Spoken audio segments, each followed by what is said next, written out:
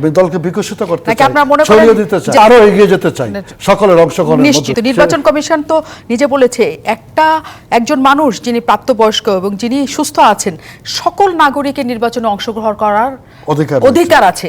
সে অধিকার কি আওয়ামী লীগ ক্ষুণ্ণ করছে কিনা? না না, সেটা অধিকার ক্ষুণ্ণের বিষয় নাই, দলীয় শৃঙ্খলা বিষয়টাকে।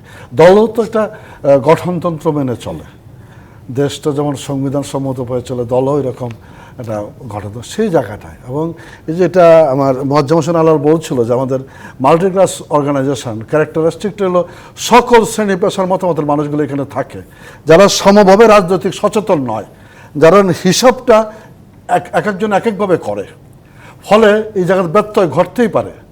দল থেকে চেষ্টা করা হয় একটা নেতা তৈরি করতে হয়, বছরের পর বছর এটার পেছনে ঘাম শ্রম মেধা বিনিয়োগ করতে হয়, পরিশ্রম করতে হয়, কষ্ট করতে হয়, বিভিন্ন ত্যাগ তিতিক্ষা হুমকি ধুমকি জেল জুলুম নির্যাতন সহ্য করে এটা নেতা তৈরি হয়।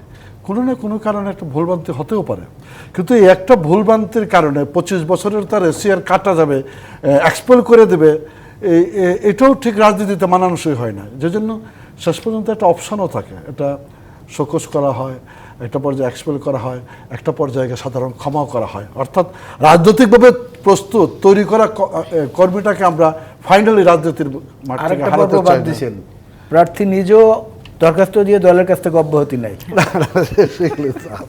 সেগুলো সব কিছু মিলিয়ে এই জায়গাটা আমরা বিশ্বাস করি, আমরা যে প্রেশারটা রেখেছি দলের শৃঙ্খলার পরিপন্থী যে সমস্ত কর্মকাণ্ড হচ্ছে সেক্ষেত্রে অগ্রগতি হচ্ছে। সামনের দিনগুলিতে আপনারা তার মানে বিশ্বাস করেন যে মন্ত্রী এমপিদের আত্মীয় স্বজনরা যদি নির্বাচনে অংশগ্রহণ না করে তাহলে সেই নির্বাচনটা অংশগ্রহণমূলক, সুষ্ঠু হবে এবং গ্রহণযোগ্য হবে? আপনাদের তো সেটাই, এটা একেবারে সাদা মাথায় কথা বলা ঠিক হবে না। আপনাদের কি কারণ উদ্দেশ্য কি? তারা করতে পারবে না কেন? একটা পরিবারে একজন এমপি আছেন, এমপি তো খুব পাওয়ারফুল বিষয়, সেই পরিবার থেকে আরো একজনকে থাকতেই হবে, ব্যাপারটা এরকম না। সেটা জনগণ নির্ধারণ করবে, জনগণ সিদ্ধান্ত নেবে থাকবে কি থাকবে না। দল থেকে একটা গাইডলাইন থাকবে, আমি দলকে বিকশিত করতে চাই, আপনারা মনে করেন যে জনগণের ওইখানে কোনো মতামত দেওয়ার সুযোগ থাকবে না? এমপি যদি মন্ত্রী যদি চান তার স্বজন হবে, তার স্বজনই নির্বাচিত হবে না? একটা মন্ত্রীর সেরকম প্রভাব তো থাকতেও পারে, থাকাটা অন্যায় না যদি পজিটিভলি থাকে। জোর জবরদস্তি করলে বা অবৈধ পন্থায় করলে, হুমকি দামকি চোখ রাঙানি, সেটা ভিন্ন কথা। কিন্তু একজন পপুলার মানুষ এমপি হয়, মন্ত্রী হয়, এলাকায় তার প্রভাব থাকতেও পারে, প্রভাব থাকাটা কোনো মতে অন্যায় হতে পারে। তার মানে বিএনপি যে কথাটা বলে যে এই এমপি মন্ত্রী রানিং থাকা অবস্থায় নির্বাচনে যাওয়াটা তাদের জন্য সুখকর হবে না, এই কারণেই কারণ সেখানে প্রভাব থাকে, তার মানে কথাটা সত্য। বিএনপির এমপি হলে তার প্রভাব থাকবে না তা কিন্তু না, এই কথাটা ভিন্ন ইকুয়েশন থেকে বলছে তারা নিজস্ব একটা মতামত আছে এটা। কিন্তু আমি এমপি হলে প্রভাব থাকবে, আলাল ভাই এমপি হলে প্রভাব থাকবে না তার এলাকায়, এই কথাটা সম্পূর্ণ মিথ্যে। যে এমপি হবে তার প্রভাব থাকবে। তারা তো বলছে তারা নির্বাচনে জিতলে কখনোই তারা কাজ করতে পারেন না, তাদের জেলে যেতে হয়, নইলে কোনোভাবে বরখাস্ত করা হয়, নইলে কোনোভাবে তাদের হেনস্থা করা হয়।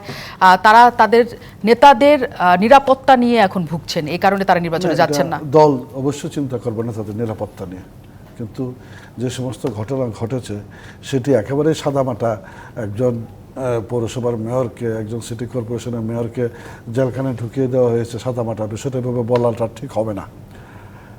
এরকম অঘটন প্রতিবেশী অনেক ব্যক্তিবর্গ ছিল বাংলাদেশের রাজনীতিতে, যাদেরকে নিয়ে এই জায়গাগুলি আছে, যাদের বিরুদ্ধে নানান রকম মামলা মোকদ্দমা থেকে শুরু করে সব কিছু আছে। একজন মেয়র হওয়ার পরে তার বিরুদ্ধে একটা মামলা দেয়, তাকে সরিয়ে দেওয়া হয়েছে, বিষয়টা এরকমভাবে সোজা সাপটা বললে ওটা ঠিক হবে না। সমস্যা ছিল, সেই জায়গা থেকে উত্তরণ ঘটেছে। আমরা আরো এগিয়ে যেতে চাই সকলের অংশগ্রহণের মধ্যে।